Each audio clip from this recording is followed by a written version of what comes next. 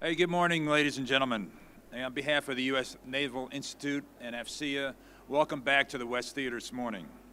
We hope you've had a very engaging conference the last couple of days, but you've come out here this morning to finish off strong. There's still a lot to talk about here today. It's my pleasure now to introduce a panel, Close Allies Innovating and Fighting Together. And I will tell you, as an international community faced with threats, like-minded liberal democracies have got to stand together against adversaries to maintain a free and open Indo-Pacific.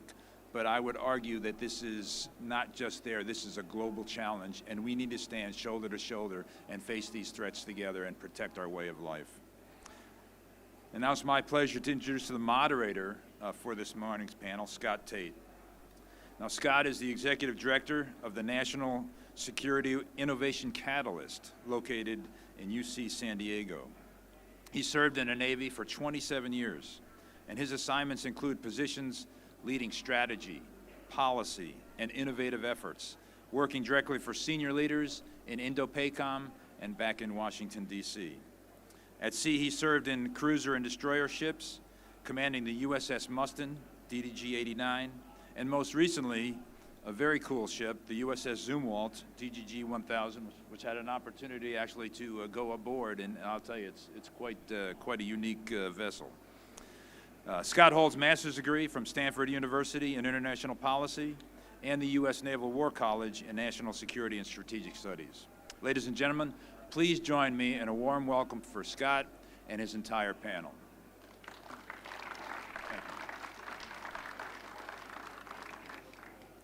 All right, good morning, everybody. Thank you very much for the kind introduction, and thank you all for taking time out of your busy schedules to join us. When I lived in the UK, I noticed that the Brits normally open with some kind of an apology, and here in America, we normally open with a joke, so I will apologize for not having a joke. All kidding aside, the topic today is deadly serious. A year ago, when we were here doing this panel, things were a little bit more academic, but a year on with the war in Ukraine, I think we've proven not only how important it is to innovate and change and stay abreast and ahead of threats, but also how absolutely important it is for our alliances to stay strong and united and cooperative. And so we've got a great panel today to talk a little bit about that. Grateful to our panel members. We are not going to go through individual kind of bios because they're all online. You can read them. But we want to get right into this, so I will just say we're very grateful today to have Vice Admiral Robert Thomas, Rear Admiral Jim Rodman, Colonel Elliot Schroeder, Colonel Stephen McDonald,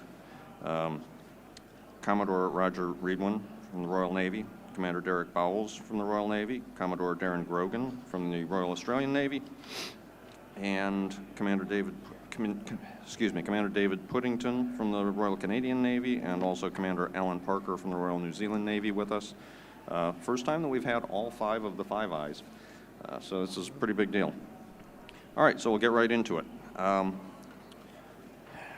guess first and foremost, in your opinions, what are the most important emerging technologies that are out there in maintaining our national security advantages, both military and economic, particularly in regard to great power competition? And I'd like to ask Stephen McDonald to take that one. Can you hear me? Good, it works. The emerging landscape technology, it's constantly evolving. The science fiction of today may very well become the science of tomorrow. At the risk of stating the obvious, the elephant in the room when we talk about emerging technologies is China. They are the great power competitor for that. And China has made it very clear that they're vying for leadership in the arena of emerging technologies. In some cases, it has probably outpaced the United States and the rest of the Western world, and in many other cases, it's closed the gap. They're literally right on our heels. President Xi Jinping has declared technological innovation to be the main battleground of the global playing field. Let's face it, China's massive subsidies and other distortive industrial policies threaten to tilt the competitive playing field in China's favor, and they're seeking to upend the rules and norms of the global economy. That's their objective. and we need to be clear-eyed about that. At the same time, growing technological interdependence with China has created supply chain vulnerabilities that put us at risk, and those vulnerabilities are in critical technology areas. Unless we take actions together collectively as allies to stem the tide, to stop the tsunami that could hit us, we run the risk of competing with a country that will at some point in the future have a bigger economy and a more robust science and technology infrastructure than the United States and allies as well. China, they're serious about this. They are using a whole of society approach to reach its goals. And one of the areas that I want to hone in on that are their goals is artificial intelligence. They want to lead the world in that by 2030. They've stated that. That's a clear objective that they have. In my opinion, I believe that although all the emerging technology is important in many ways, shapes, and forms, they're interrelated.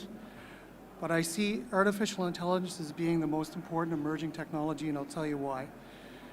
AI, it runs the gamut of automating tasks, from simple business tasks to performing complex analysis in support of warfighting.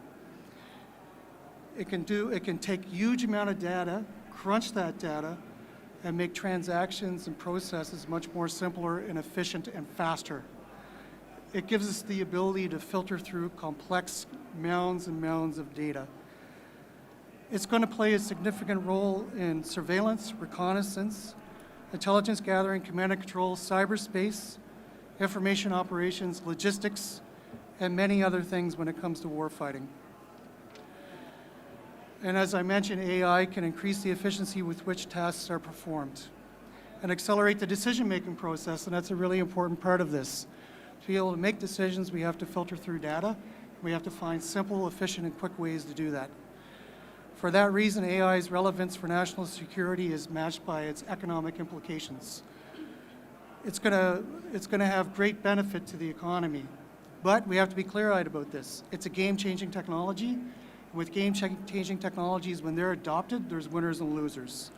It's going to transform the workforce in many good ways, but there's going to be winners and losers. Not everybody in the workforce is going to be able to keep up with the transition to AI. And with that, I'll close it off. Thank you. Thank you, Stephen. That was a great strategic overview of technologies and which emerging technologies are important. Commodore Grogan, you have spent a career kind of on the other end of that, the operational, tactical, very involved. Would you be willing to comment for a moment on some of the technologies that you would have liked to have out there that you know exist and you think we ought to really accelerate into our forces?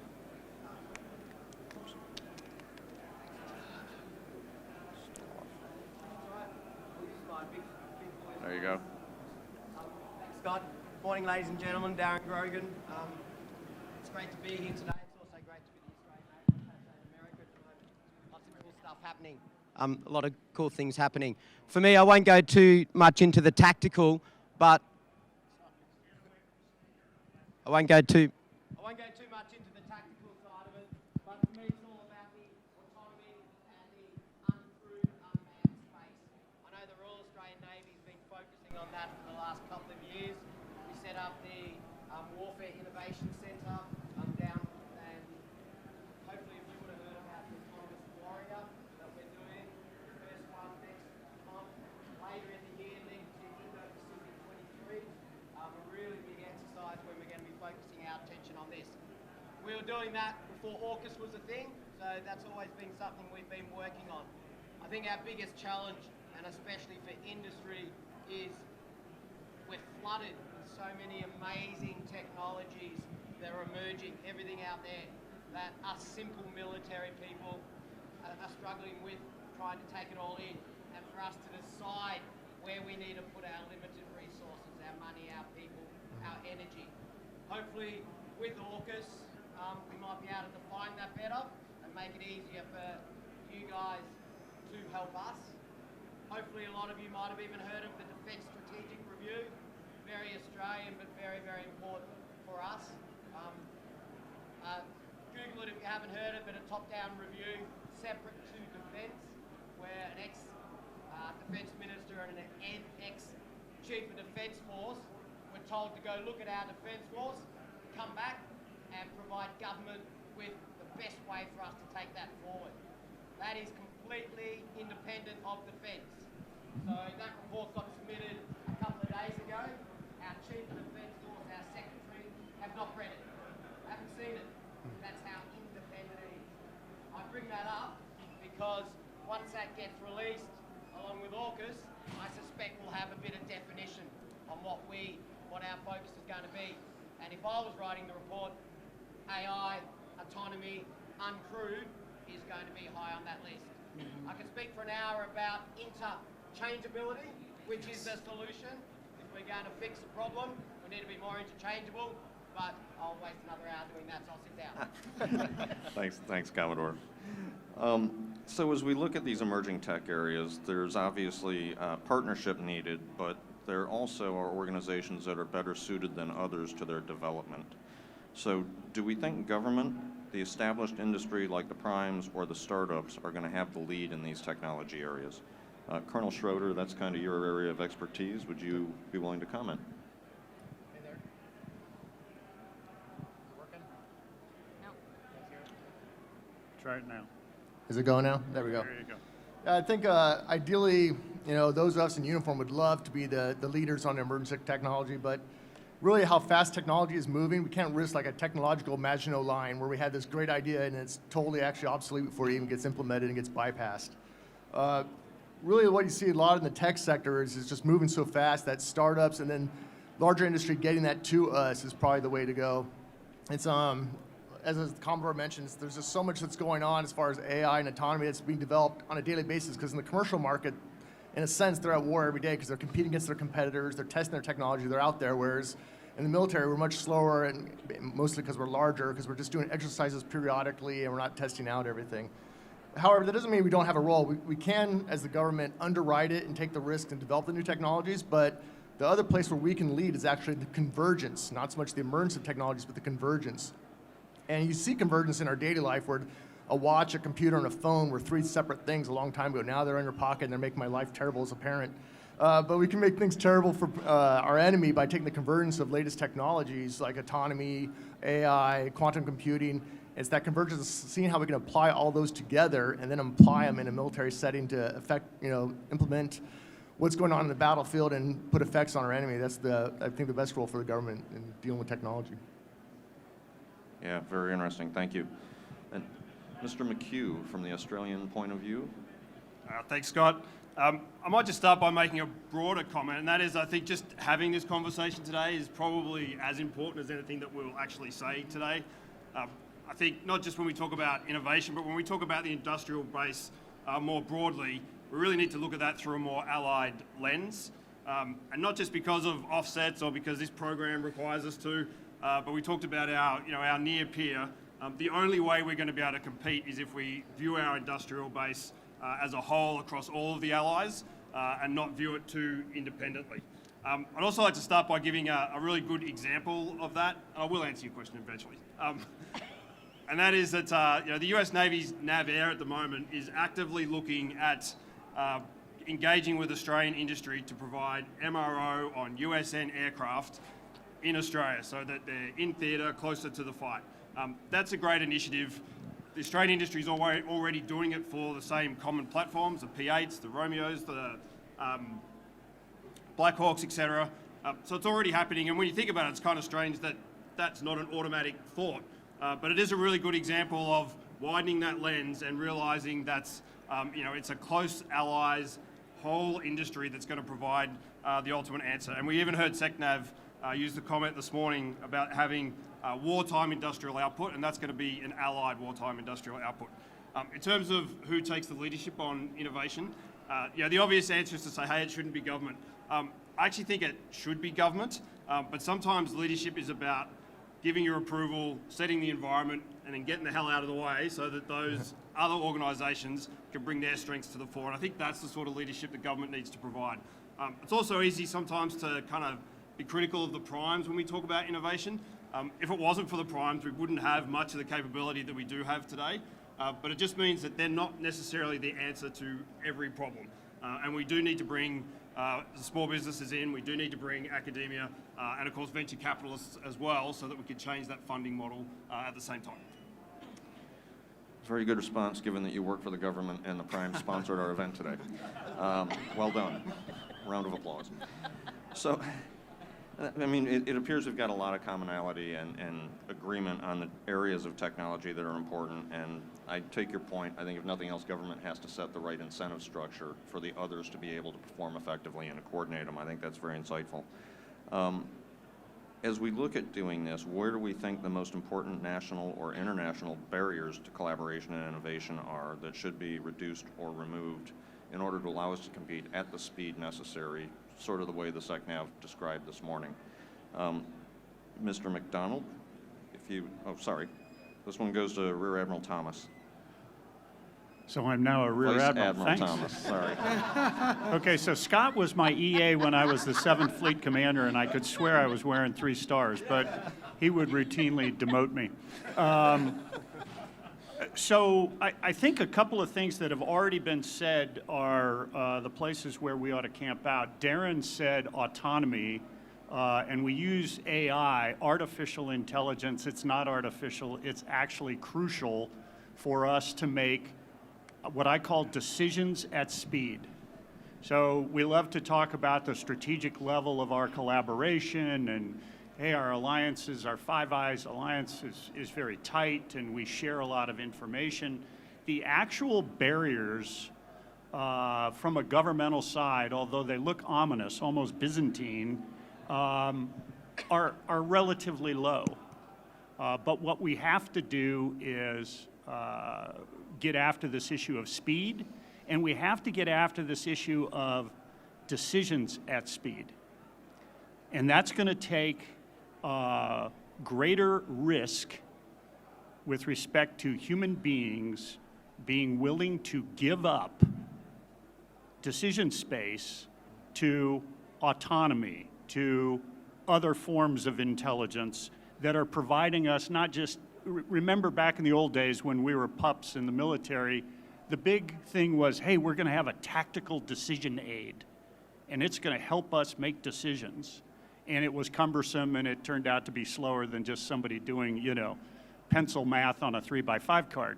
We're way beyond that, and the speed issue is tied to a willingness to take risk, to give up some of that human-in-the-loop space so that you can make these decisions at the proper speed. I noticed it, Scott noticed it, because I'm incredibly slow. Out at 7th Fleet, we weren't making decisions fast enough. And that was a competitor who was just growing up. They're fully grown. The military balance in Asia has changed. The problem is our policy discussions, the discussions we have, are about 20 years behind the curve, all right? And so I want to just camp out on what Darren said with respect to speed and risk, and then getting after this idea of, hey, is it the government that's putting up these obstacles? These governments actually can work together. Business works at a higher speed, but then you get into the issue of intellectual property and am I going to share? We've got to take a huge amount of risk in that area that we're just not used to. This is easier said than done. I've tried to get after it for a long time, probably since 1980. I have failed miserably, so I'm counting on some of you younger and fresher minds to figure out how to get after the speed and risk component. And we'll kind of circle back to this, I think, more and more as the discussion goes on. Mr. McDonald, from Canada's perspective? Yeah, I'd like to talk about a couple of things. First, 2 key barriers. One of them, and you touched on it, Robert, is risk aversion and bureaucracy. I would put that in the same category because the two of them they're interrelated. And the second one is access to capital. When it comes to, risk aversion, who wants to be called in front of a congressional or a parliamentary committee for screwing something up, right? Rules that are meant to instill accountability what they end up doing is they slow you down when you try to innovate. You know, you just have to look at procurement. In my country, we've written the book on bureaucracy, especially when it comes to procurement. It's really cumbersome and it's long. Just the amount of work and the paperwork and the steps that you have to go through to plan it, to plan an RFI or an RFP, to plan it, to publicize it, to take a look at the proposals, to announce the award, all that stuff. And it's all meant to instill accountability all through the way. But that doesn't allow us to operate with speed. So we have to find a way to fail quickly and fail inexpensively rather than failing over a slow burning process where we become committed to a capability that we know along the way that's probably not so good, but we stick it out for a lot of different reasons, and then we field this thing. And it's suboptimal, and then the operators in the field have to figure out a way to make it work. Right. And in some cases, they can't. So we need to instill a culture in our bureaucracy to not take risks, to continue on some of the good work that's particularly been built here in the US on the acquisition pathways, and figure out a way to build additional pathways to make things quicker. But we also need to communicate with industry, talk to them much more and get involved in that and see what they can do to make things faster. That's a key thing. The other thing is access to capital. It's not easy for startups and early stage companies to get capital. And David, your comment about, government enabling, industrial policy, that's a key thing. That's very important, What can we do in terms of tax credits in each of our governments to give angel investors a break when they spend that money? What can we do with our federal programs that we currently have? What new ones can we have where we have more money in those things and we shorten the review process and we make it simpler, where we can get money in the hands of businesses in weeks rather than months or years? Those are the types of things that we can strive for, and I think all of our governments can probably do more on that front. Thank you, Scott. And Scott, can I just tap into to the acquisition lens that we just talked about then? Admiral, I imagine when you were 7th Fleet, there weren't too many days that went by where you weren't briefed on coalition forces or were thinking about. I don't know that our acquisition community can say the same thing. Mm-hmm. Can the acquisition admiral say that every day when they start looking at a program that there's a allied aspect to that? I think we all know the answer to that is no. But if we're going to have an allied industrial base that's going to fight this fight, that's a cultural shift that needs to occur. Yeah, I really like that idea. It's almost an acquisition COP, right? A common operating picture as you're moving the acquisition of technology forward amongst the allies. I love that idea. Yeah, that's great. Can I just add one more thing, if that's okay? Please. Just to build on that, and I think it's making sure that technologies that are developed are exportable in each of our countries, baking that into the requirements early on rather than once the capability is developed and fielded. It's really complex to be able to share that technology and to share the data that goes along with that, and that's something that we can work on. But I think another thing that we need to crack the nugget on is sharing information. Sharing information about our industrial bases, our capabilities, our weaknesses, the fragilities in our supply chains. Getting together as Five Eyes countries and having those discussions. We do a great job with intelligence sharing, but I'm not necessarily convinced that we do a great job when it comes to sharing information on our collective industrial base, and that's the way that we have to look at it. Not as 5 separate industrial bases, but a collective industrial base that we need to muster together to face the challenges of today and tomorrow. Yeah, thank you. Again, a great strategic framework and overview. Admiral Rodman, you've dealt with this as chief engineer at Navor and now as a tech business owner in the defense sector, kind of from that bottom up. So I'd love your thoughts if you're willing to share them. We can get the mic to work. Yeah, that microphone, that is emerging technology, according to Elliot. I'm just going to be like the Commodore. I could probably. Hello, hello. Testing 1, 2, 3. So I'm going to follow on to something that Steven said. So yeah, I look at national barriers. The first thing I'm going to say, I think across all the countries, is the fragmentation that we have today across innovation is, stupefying, right? You all deal with it, right? How many labs, how many different organizations are doing the same thing over and over, right? And the problem with that is we're not investing resources where they should be invested. And when I say resources, I'm talking about not just money, I'm just talking about people, technology, materials, right? I think that's all really key. Second thing I would think is we lack market mechanisms, and Scott and I have had this conversation, to pick winners versus losers. The market does it very effectively. We don't do it very effectively in the government space, right, to try to foster the growth of the technologies that really could make a difference for the warfighter. So somehow we got to figure out how to get some type of market dynamic into that I think, as the panel said, great, right? Fosters the ability to get capital to those people who can get that technology out there really quickly. I could talk forever about parochialism, right? We're all stymied by, this culture and these parochial values that we have. And I'll tell you what, anybody that hasn't been paying attention to what's going on in the Ukraine and what could be done with technology ought to really take a really close look at that, right? Because you've got a force that's not constrained by parochial values against a force that is following parochial values, and you can see what the outcome is. Some of the losses that Russian forces have experienced because of that sense of parochialism are incredible. And then flat-out bureaucracy, right? We're still stuck somewhat in our own bureaucracy. I thought Dave's point was right on, right? What do acquisition program managers think? They're not thinking about, oh, well, hey, maybe my Australians can really take care of that. How many acquisitions has anybody here seen in the U.S. said, hey, this is open to everybody, including foreign partners, to bring that technology? I was just telling Karen, I'm doing a coalition warfare proposal with the Canadians, where the Canadians have a blockchain technology that blew away anything that's being done in the United States.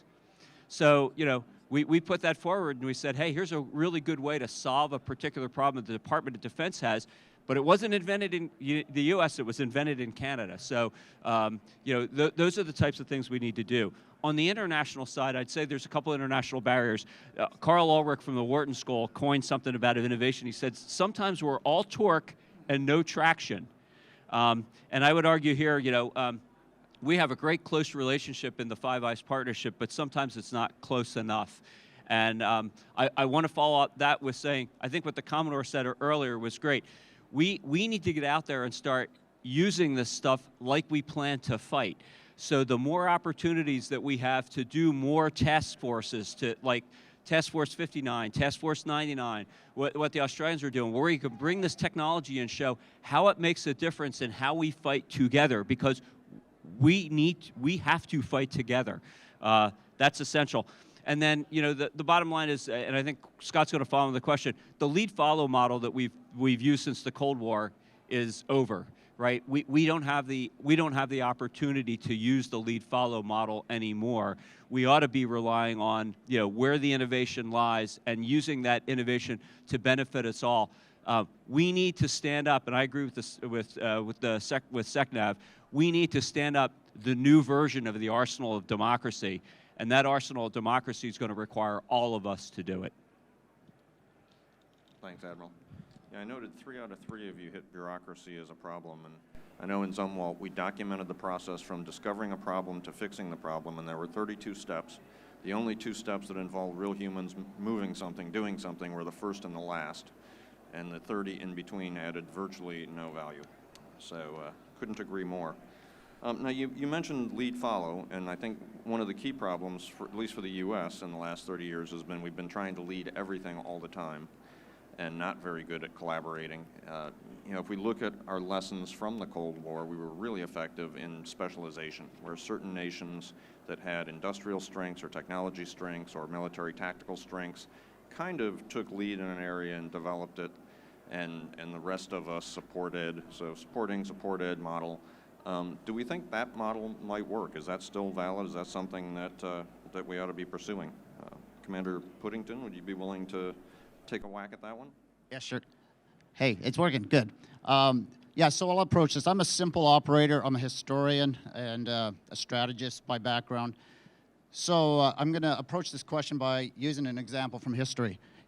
1939, Royal Canadian Navy had about 6 ships, and war came along, Battle of the Atlantic came along. Depending on how you measure it, Canada became the 3rd largest navy at the end of World War II. Was that the 3rd largest overall, 3rd largest allied navy? There's debate about that, doesn't matter. We went from about a 6-ship navy to a massive navy. And we were an expert in anti-submarine warfare in the Battle of the Atlantic.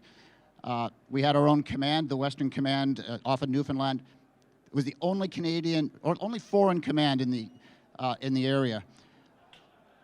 At the conclusion of the war, Canada took that knowledge, and throughout the 50s and the 60s, we became experts in ASW technologies. So variable depth sonars, sonobuoy technology, putting big helicopters on small frigates on flight decks.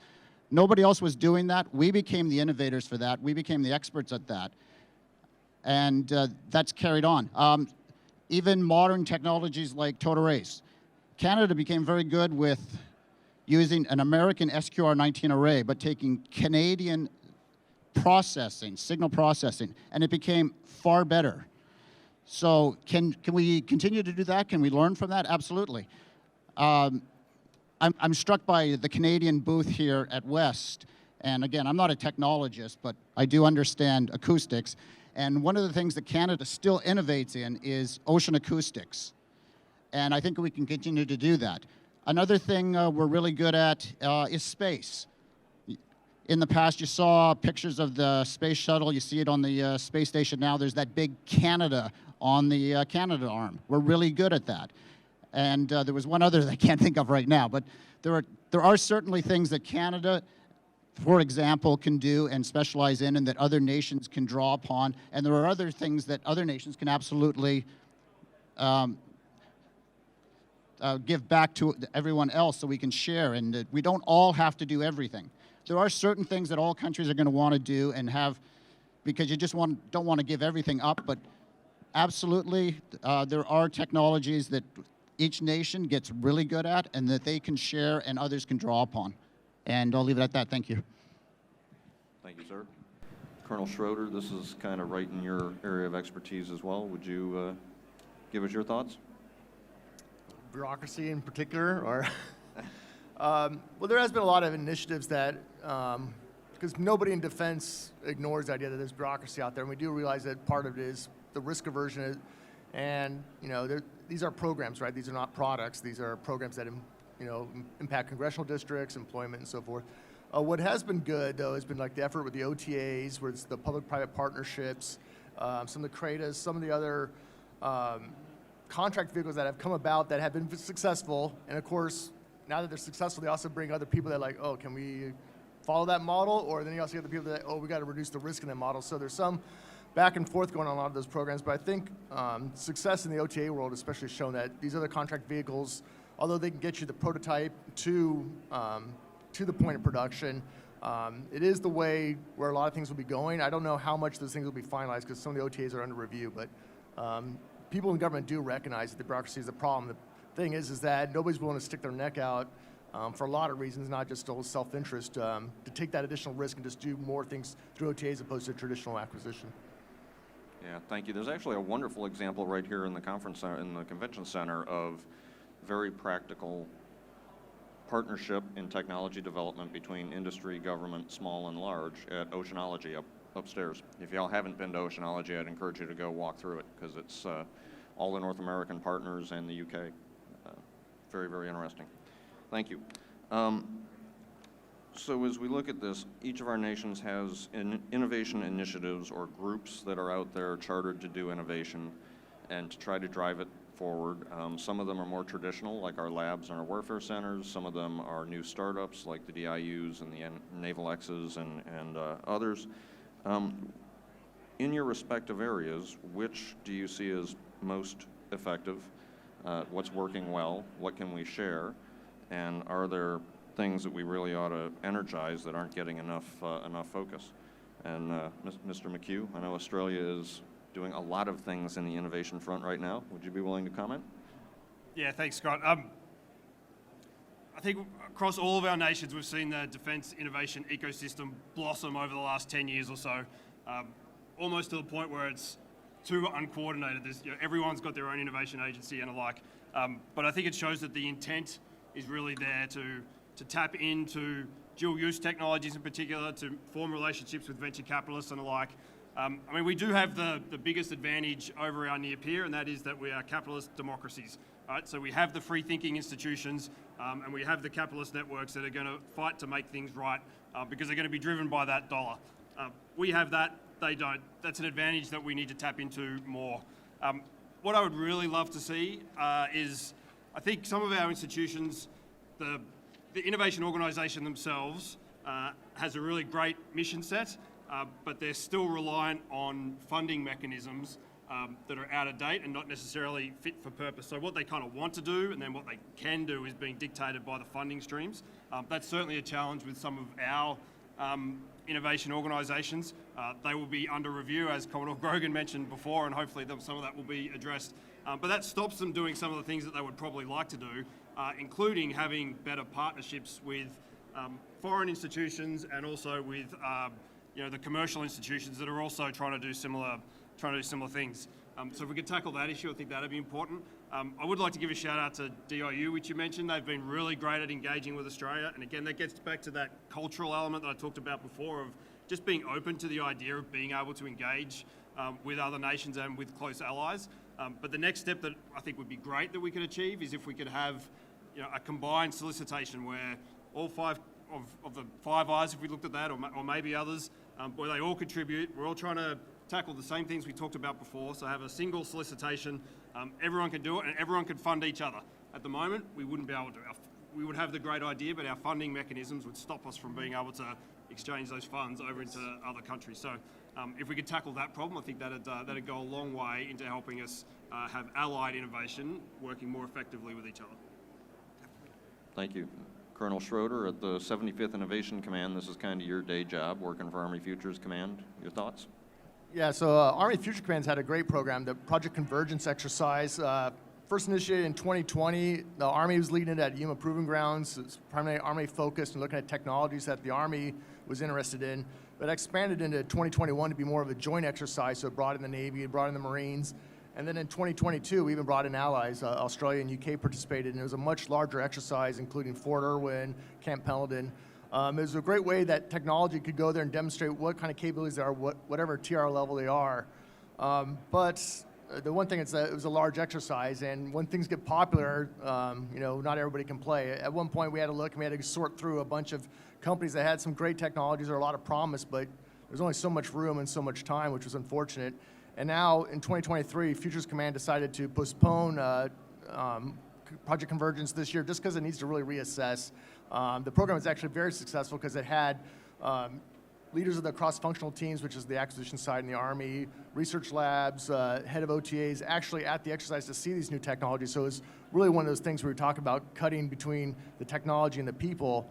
But again, so many people want to participate, so they're reevaluating how they're going to do it. And one way they're looking at for like 2024 is actually breaking these out into the theaters, maybe having the commands like Central Command or Indo-PACOM actually do their own project convergences, which I think is a good way to go because, this has kind of been a personal gripe of mine, is just that we're very broad looking at the way we approach domains. We kind of have like the Navy and the Army and the services looking at how we're going to deal with the fight, but when you go to the different theaters require different equipment. I mean, the same stuff you need in Indo-PACOM is not what you need in Afghanistan, right?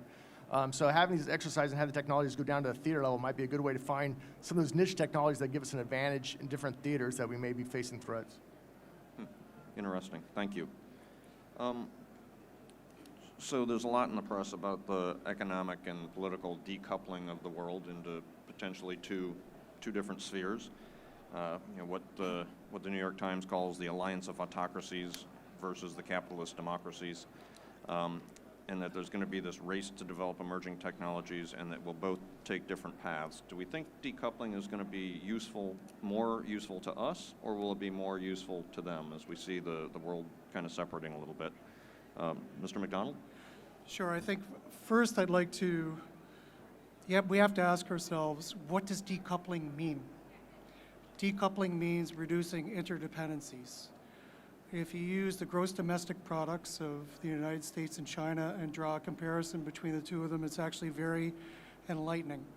At the risk of oversimplifying the comparison, most of America's gross domestic product is fueled by consumption, almost 70% of it. It's a very self-sufficient economy. People buy things, and that drives a lot of other things with the American economy. It's like that for many other Western world countries as well. China is much different. Most of their gross domestic product is fueled by exports and investment. And actually, the exports finances the investments that they make within their country. So there's an interdependence there because we buy low-cost manufactured goods from China, which fuel investments that they make in their country, which fuels the subsidies that they give to their industrial base, which allows them to distort economies.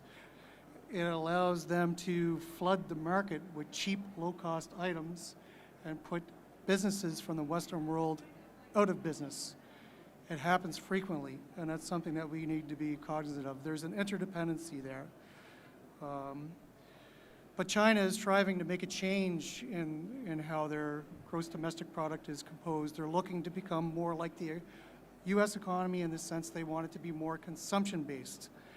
But that's going to take a lot of reforms in their country. America, Canada, the United Kingdom, Australia, we have tons of experience in operating an economy that facilitates all those things. China does not. We're experts in that. That gives us, at least that gives us an advantage. It's going to be a struggle for them to make the reforms to get there. But I think decoupling is also not going to be, it's not going to be easily achievable, at least on a gross scale for the Western world, because that would take a complete reordering of the economic order. And that's not a simple thing, right? And we also have to ask ourselves, what would it mean in terms of costs for consumers and businesses? The inputs that go into those products, those things that have to be taken into consideration. That's going to drastically increase what we as consumers pay for things and what it costs for businesses to produce things. So that really leads us to draw the conclusion that a complete decoupling, let's face it, it's a bridge too far. What we really need is we need a strategic decoupling. So what we need to take a look at what supply chains are critical and what parts of those supply chains are causing a vulnerability. It's really hard to do that because for most supply chains, we really don't see very much when you go down below 2 tiers. You have good visibility on the first tier or 2, below that you don't. And mapping out all those supply chains is a complex process, and that's why it's really important for us to share information on our supply chains and talk to each other about those fragilities. But we have to take a close look at what supply chains do we want to decouple.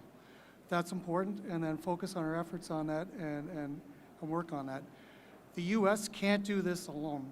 They can't. For a decoupling strategy to have any chance of success, it requires collective action amongst allies and partners. The problem is that allies and partners have substantial trade with and investment in China. So that's going to make it really hard to do that decoupling. We have to be honest with ourselves. That's why we have to be selective about what we decouple. You know, we also have to face the reality, even if we achieve decoupling in those strategic areas, is that going to change China's aims? Probably not. They're still going to be focused on reunifying Taiwan with the mainland and quashing internal unrest in their country and the things that they're doing in the South China Sea and other areas. We have to be realistic and honest, but the big benefit that we're going to get out of this is that we're not going to have China hold things over our head. We're going to be, if COVID and other things have shown us recently, is that we can't afford to have those fragilities. And onshoring, it's important. Nearshoring is important. Allied shoring is important. It's making sure that during times of crises that we can continue to get the goods and services that we need to fuel our economy and also to fuel our national security apparatus. That's important. That's the real benefit for this. We have to become as self-sufficient collectively as allies as we possibly can. Thank you very much. Sure, Colonel Schroeder. That's good points up there. And made me realize when you're saying that we never really stress test our supply chain. Yes. We've never, and when we do exercises, and I'll be as guilty as anybody on this, we like to blow stuff up, but we don't actually see what it actually takes to actually supply or sustain a conflict. You know, it's just kind of like the quick action, kind of the strike, but not like you're saying, the supply chain's never exercised. We never exercise the production, a real LogX, a real deep supply chain stress test, which would be really beneficial. That's good comments, thank you. And I'll just add the next step from a supply chain view is to look at the sustainment angle. We tend to focus a lot on acquisition, but when our forces are deployed, we want to have sustainment options across the globe, and the best way to do that is to look at sustainment through an allied lens. Absolutely. Yeah, agreed. There's a great short paper from the 1950s called iPencil, which looks at the manufacture of a single pencil and all the different parts, where it comes from, the specialties involved in designing and making it. It's just, if you ever want to really twist your head around how important and complex supply chains are, take a look at it. It's a few pages, but very worth reading. Admiral Rodman, you, in your corporate lead role, kind of sit in between this and are both a victim of decoupling and to some degree an architect of it as you configure your own supply chain. Your thoughts, sir? Yeah, so I totally agree with Stephen said, right? So, economic decoupling is going to be really tough to do. As we saw during COVID, right? A lot of the capitalist democracies, have supply chains that rely on those autocracies, and whether it's consumer goods or energy, right? They use that capital because, again, they're export-based economies to fuel their innovation. So, as we start to re-insource those supply chains back into our capitalist democracies, it somewhat does starve their ability to do that innovation, which is why you see those governments starting to reach out to look for other partners, right? The Belt Road Initiative is a great example. I think they kind of realize that, hey, if some of these capitalist democracies start to dry up, we still have to have some places to export our goods. So that's one of the reasons you see, that aggressive Belt and Road Initiative go through. But certainly as we, start to re-insource that, it's really going to impact, their current innovation models. And the political decoupling is going to do, I think, something totally different. And, if that political decoupling starts to result in those autocracies losing favored trade status, you think cyber's bad right now, you think IP theft is bad, you think espionage is bad, it'll ramp up 100-fold as that political decoupling starts to occur. And Stephen's point was right on. This is we either stand together or we fall together, and we can't let those supply chain fragilities, drive behavior, which forces us to accept the status quo.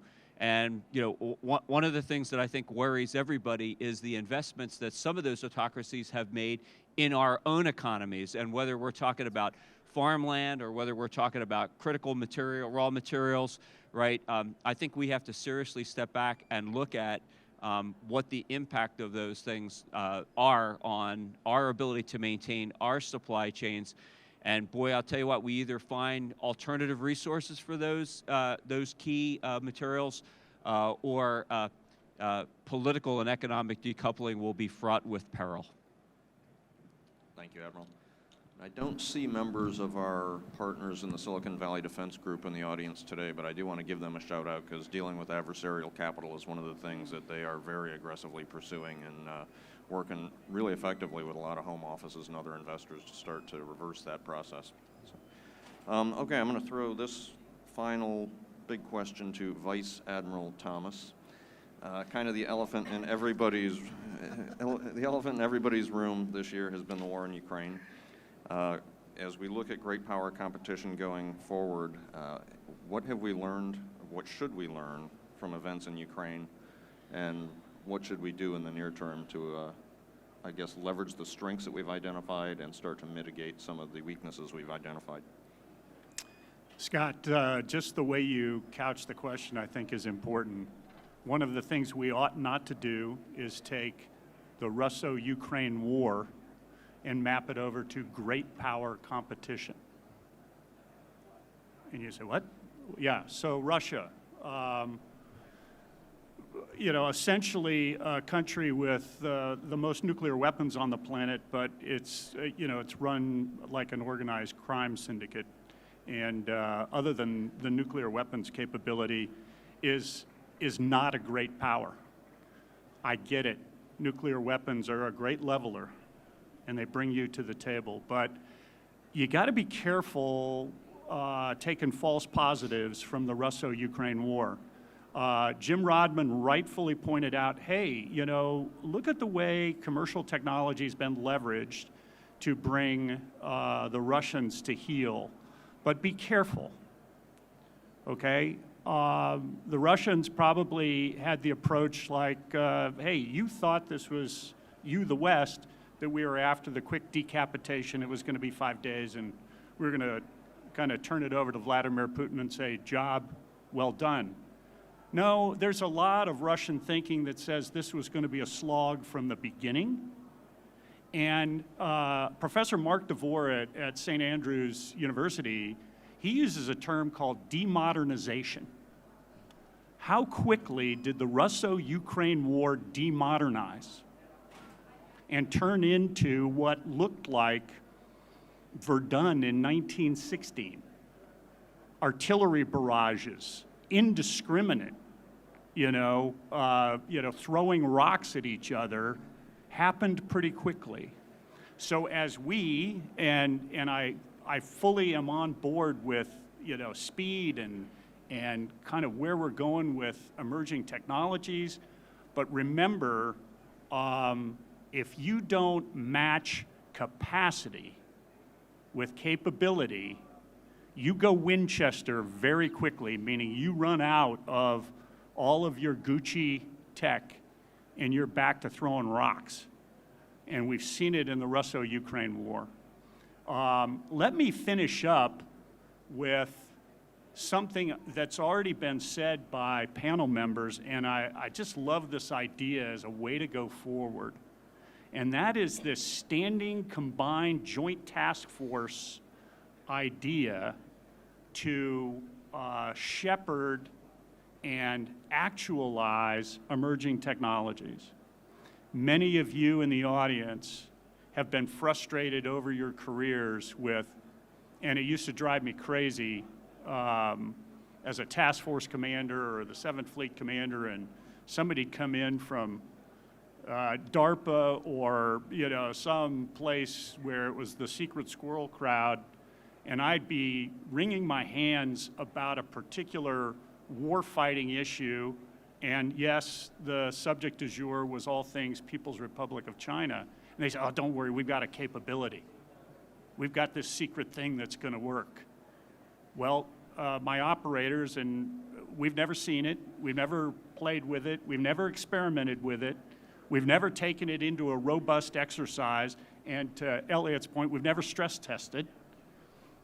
I think this standing combined joint task force amongst the allies can drive that issue. If I've taken nothing away from the conversation, I'm going to push that one very, very hard. So some great commentary by the group here. Thanks. Thank you, Admiral. So are you coining the term today, below average power competition? Yeah. Okay, us? so quickly, and you've already characterized it. Be careful of decoupling. Don't confuse it with divestment. One of the things we didn't mention is, okay, by the way, who holds the overwhelming majority of U.S. debt, other than our friends, the Canadians? That's right, the Chinese. So be very, very careful as you go down the decoupling road. And if they start to call in markers, it could get sporty. But to be fair, they did trade us real things in order for paper dollars. So that is true. Anyway, well, thank you all. Unlike many panels, I think we've actually got a number of action items for the Five Eyes Defense Working Group to start tackling. That's good news. I think it's also important to note that while we have Five Eyes participants here front and center today, and we're glad to, this is going to take more than probably just the Five Eyes. It's going to be close allies. That's why we named the panel this way, because we are looking to include more closely, particularly our Japanese partners who have a shared technology base, a shared set of interests, and a shared set of values. So look for expansion of this discussion through the year, and particularly at next year's panel. And I thank you all for participating today, and let's give our panel a round of applause. Thank you.